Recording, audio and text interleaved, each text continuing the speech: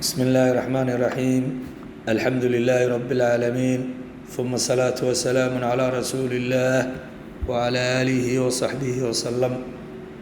درسنا ودرسي اللحاد أن كغشي كيني سيرة النبي عليه الصلاة والسلام وحان كسو شاكيني أما عشر كنو ودن بي وكشي كيني نبي عليه الصلاة والسلام أولوي يريدين تان iyo dacwada la jahar cadday xaqa dilaaci gaalada ka jeeso dacwadana waxaa la yidhi bannaanka keen baa la yidhi qarqarintana ka saar nabigan calayhi salaatu wasalaam waatuu isugu yeeray quraysh waatuu buurta safa la yidhaahdo uu fuulay meesha ugu sarraysa waa kuwii qoomkooda u yimaadeen markuu u yimaadeenna qoomkiisii waatuu jilib ula hadlay ee uu lahaa haddaad diinta rumayn weysaan waxba idinma qaban karo ee diintan gala anuu rasuulka ilaahay baan ahaye abilahab nebiga adeerkii shaydaanka iyo sharta ah waatuu yidhi tabban laka lihaada jamactana halaga kugu dhacay ma waxaana isugu kaana yeertay allana subxaanahu watacaala uu abaalgud uga dhigay suurad ilaa qiyaamu saaca la aqriyo suuratu masad la yidhaahdo in uu ilaahay ku bilaabay isagoo allah uu ku habaarayo oo la yidhi tabbat yada abi lahabin wa tabba maa aghnaa canhu maaluhu wamaa kasab ilaa dhammaadkeeda quraysh markay aragtay nebiga calayhi salaatu wasalaam inuu ku dhiiraday inuu dacwada bannaanka keeno awal qarsoodi bay ahayd si ay maaragtay arrintiisa ay u kala hubsadaan ayay raadinayeen markay ogaadeen barnaamijka nebigu la yimid markiiba waxaa fadhiistay golo la yidhaha majlisul istishaar golaha wadatashiga oo ay iyagu lahaayeen raggii wuxuu dhihi lahaa quraysh magac iyo nasab iyo maal ayaa isugu yimid shir aan loo kala harinba waxaa la yidhi dacwada maxamed waa aragnay baa la yidhi meel kastay gaaraysa ninkan nin hakanayo joogsanayo ma aha waxyaabaha ugu horeeyo aan samayno marka xajka la isugu yimaado sanadka xajkaa dhow maxamed dadku la hadlayaa aan annaguna dacaayad iyo tashwiish ku furno adugu markii la iswaraystay waxaa soo boodayay adeerkii abilahab aniga ii daayuu yidhi barnaamijkaas wadaa sibtay baa la yidhi abalahab nebiga calayhi isalaatu wasalaam xajka markii la isugu yimid oo xajka dhammaaday wuxuu nebigu markaa tegey carabna ay dhaqan u lahayd iyo caado inay isugu yimaadaan suuqyo la kala yidhaahdo suuqyo waaweyna majaas dilmaj majanna iyo cukaada waa suuqyo ay isugu yimaadaan ku gabyaan qolo walba badeecaday wadatay ay keento ay ku kala gataan ayay lahaayeen markuu suuqa istaagay ay u yidhaahdo yaa qowmi icbudullaha maa lakum min ilaahin hayruhu sida rusushii ambiyadii horeba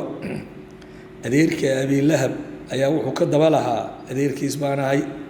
waa nin maaragtay dadka kala geeyay diintiisu diin cusub oo la yimid waa saabi waa saaxir waa kadaab rumaysanina aniga in ka og ninka ayuu idin luminin ilmihiina ka ilaashada qur-aankiisa iyo warkiisa maqlinina shaydaan buu ahaa marka abilahab malcuun ah quraysh intaa markay sameeyeen dacwadani ay socoto tallaabadii xigta waxay ahayd ay sameeyaan inay abi daalib u yimaadeen nebiga adeerkii iyagoo kaga dacwoonaya rasuulka calayhi salaatu wasalaam carabi waxay dhaqani caado u lahayd dadka ay ixtiraamaan oo ama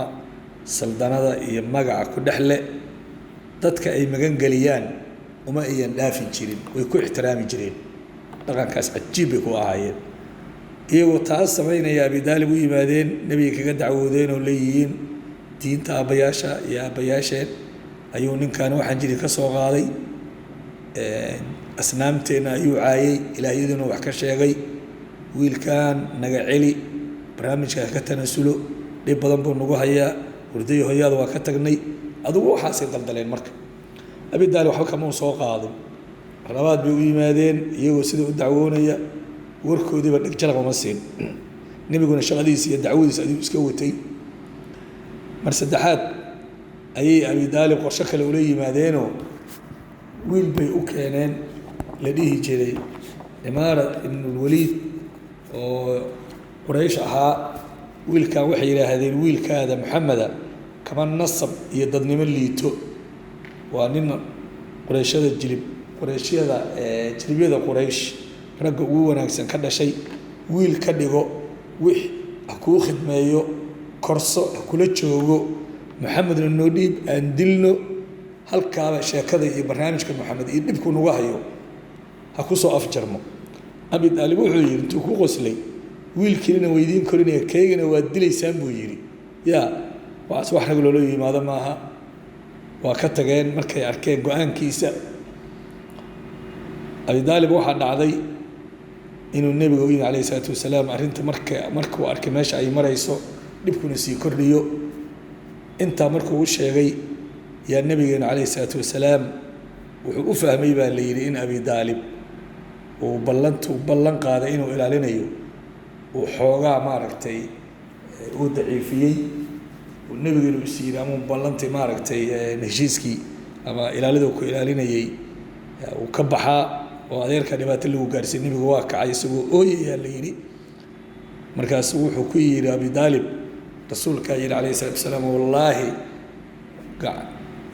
qoraxda haddii gacanta midig lay saaro bisha ama dayaxana gacanta bidix lay geliyo inaanan dacwadan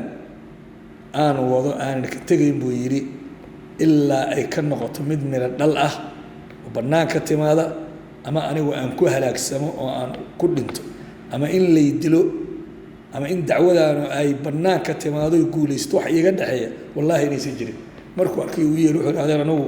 ku khadili maayo garabkaada ka bixi maayo wixii kula fudud samee waana ku difaacayaa kalsooni buuxda ayuu siiyey intaas marka quraysh kuma ayaysan ekaanin waxay isticmaaleen xeelado badan oo ay markii u arkayeen inay dacwadan iyo diintan kaga hortegi karaan asaaliibta isticmaaleen ama waxyaabaha isticmaaleen waxaa ka mid ahaa inay dacwadii diinta ku jeesjeesaan rasuulka markay arkaan inay xaqiraan inay maaragtay su-il jebiyaan inay dadka ay beeniyaan talabaad sumcadda islaamka inay dilaan shubha inay ku faafiyaan waad aragteen haddaba waa la isticmaalaa wax CNN-ka iyo idaacadaha iyo joornaalada reer galbeedka iyo internetka ka buuxo waad aragteen oo dadka shubha lagu furayo islaamka lagaga hortegayo midda saddexaad iclaamka in laga weeraro nebiga oo wixii gabya iyo wixii aftahanaba ay dacwada iyo rasuulka calayhi salaam iyo diintiisa ay wax ka sheegaan oo ay iclaanka isticmaalaan weligeed waxaan jiray waa wixii hore u jiri jira wax hadda jira waxay markii dambe sameeyeen gorgortan ay nebiga inta u yimaadeen ay yidhaahdeen iyagoo odayaal ah ilaahaga aad sheegay aan sanad caabudno kaayagana kuwa annagaana sanad caabud annaguna sanadaan ilaahaga caabudaynaa aan saa isu dhaafsanno dhibku saha ku yaraado maxamedow waxay kaloo waxyaabaha ay nebiga kula gorgortami jireen ka mida inay yidhaahdeen maal haddaan rabno waa ku siinaynaa haddaan rabto guur gabadha ugu wanaagsan baan kuu guurinaynaa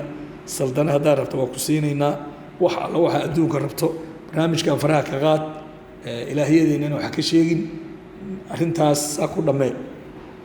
intaba ilaahay subxana wa tacala qur-aanka kusoo dejinaya uu kaga hadlayey waxay markii dambe isku dayeen waxay kaloo ku fakereen oo qodobka shanaada dadka diinta rumeeyey iyo qur-aanka inay kala dhex galaan markaa oo ay isku dayaan inay dacaayad ku kala dhex galaan oo ay ka celiyaan xoog iyo xeeladba waa kuwa yidhi waqaala aladiina kafaruu laa tasmacuu lihada alqur'aani walgaw fiihi lacalakum taglibuun kuwa gaalooba waxay yidhaahdeen war qur-aankan aan dhegaysanina qur-aanka markuu maxamed akrinayo buuq iyo qaylo sameeya ayay yidhaahdeen iyo sawaxan marka waxaa laga yaabaa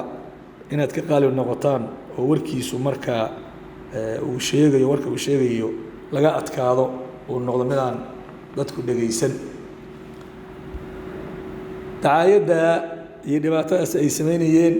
nebigana calayhi salaatu wasalaam way dhibaysay ilaa waa bashar bini aadana oo qof kasta marka xumaan lagu sameeyo uu dhibsanayaa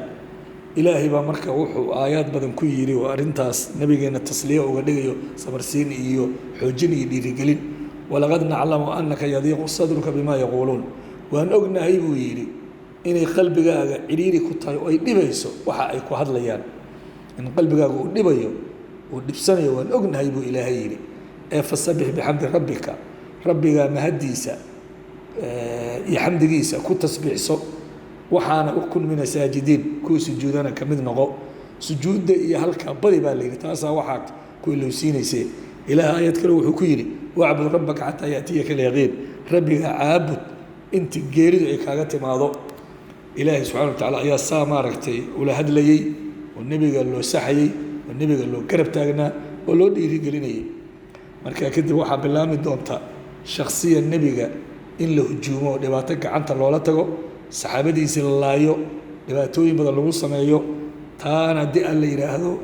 dhibaatadaas bilowgeeda iyo qaabkii ku bilaaban doontana cajalka 7 ee soo socda haddii ilaahay yidhaahdo ayaan uga sheekay doonaa inta ayaana kusoo koobaya hadalkayga asalaamu calaykum waraxmat ullaahi wabarakaatu